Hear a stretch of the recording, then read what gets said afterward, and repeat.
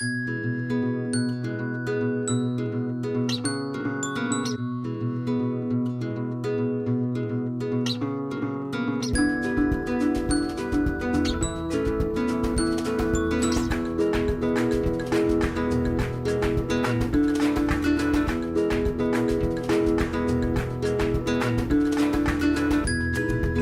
I'm Essie. I'm part of this wonderful community called Port Fairy. This phenomenal community full of committees and groups. I'm talking about spiritual groups, service groups, educational groups, recreational groups, sporting, musical, environmental, council. You name it, we've got it. And what you're about to see in this movie is just a small sample of them, the icing on the cake.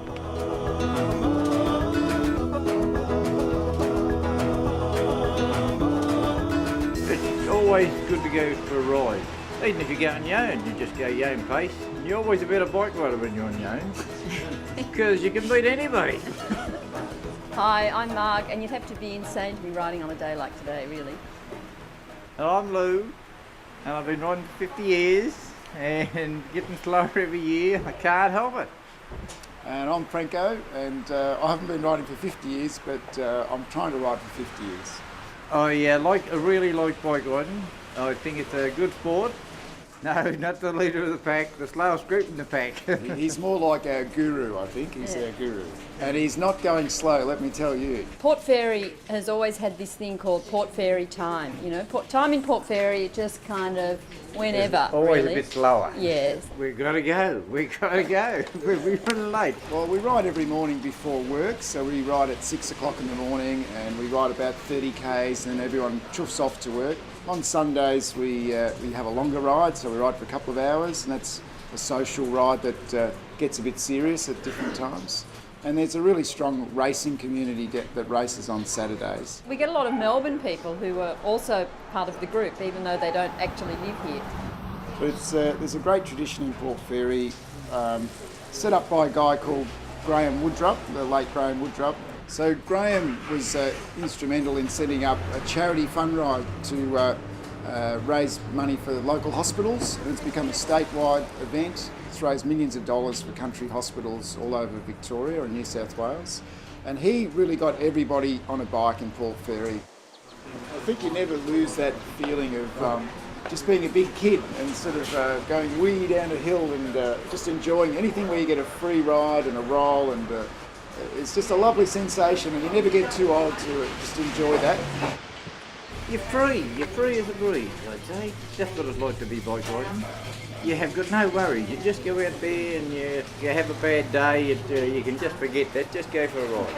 The people you ride with really are what make it. It's therapeutic in lots of ways. If people have got troubles, there's always someone to talk to, and it's good to feel part of a community, and I think that's the best feeling of all. If you feel like you belong, you're happy. You're happy and you're contented, and that's a pretty special feeling. Right, thanks for coming for a ride. Thanks for having us.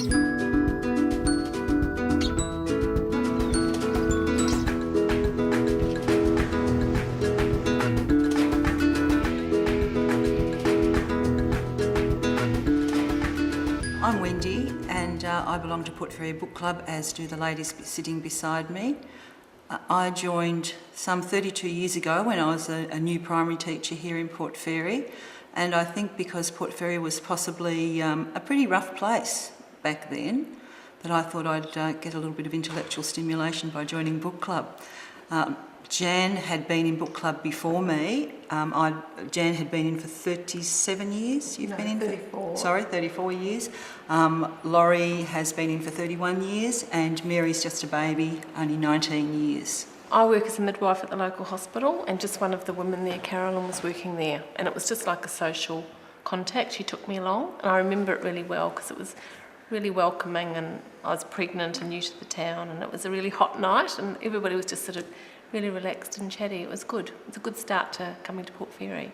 I was also expecting my first child as well when I arrived in Port Fairy, and our next door neighbour had been in the book group, and she invited me to come along, and it was a wonderful entree, and I guess I've valued it ever since. Well, More so to make you read different books that maybe you wouldn't read yourself, because we all choose a book, and so you read something that maybe you wouldn't pick off the shelf and read.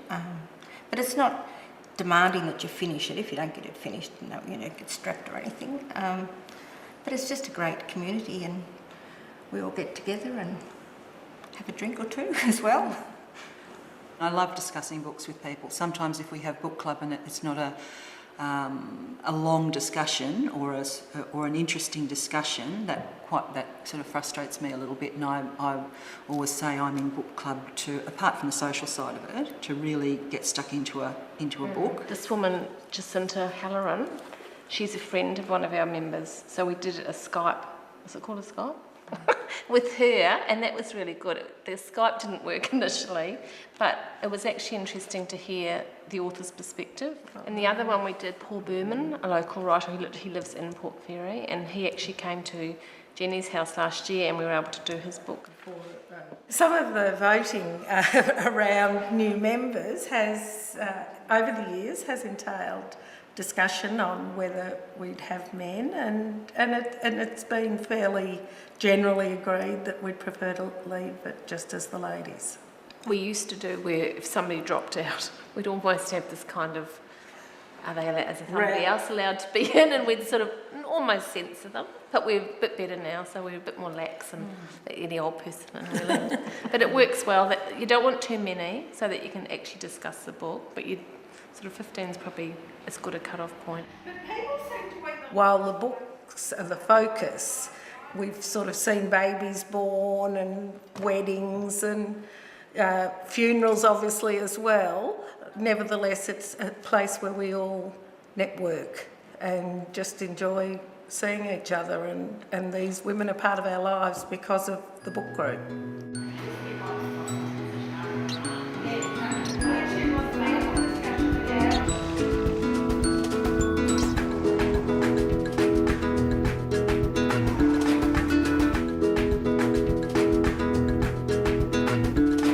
I'd like to introduce you to Colin Cleary from IGA and Jen Grant, who both instigators of a fabulous Port Fairy group program on how to get rid of plastic bags in Port Fairy.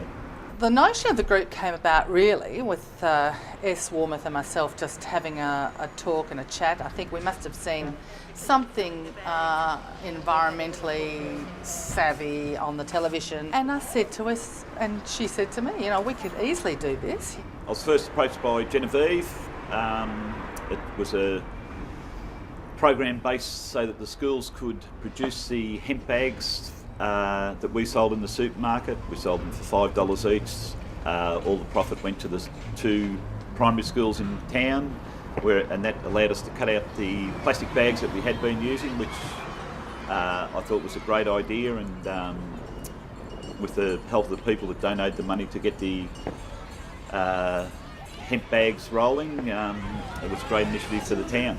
Distinguished guests and all other citizens. IGA was tremendous in their initial support, and still supporting us of course, but S coordinated the artwork from all the students and then invented the logo for our bags. And I think because we had the 2 schools, the Catholic school and the state school, and Vantage and Colin from IGA all together, it was a great cooperative venture. Of course, one of the most important aspects was our consultation with Vicky Cousins, who is an Indigenous person who lives within this region, and we spoke to her about what might be the words and terms and phrases that we might use from an Indigenous language of the area, which were the tribe being the Peak-Warrung people. And so Vicky's group came and addressed the children and spoke about respect for the land in terms of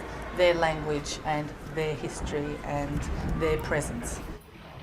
This has been one project without any competition, where everyone has been able to get behind it. There's been no political argy-bargy. It's just been an environmental success and a great galvanising sort of moment. Jenny.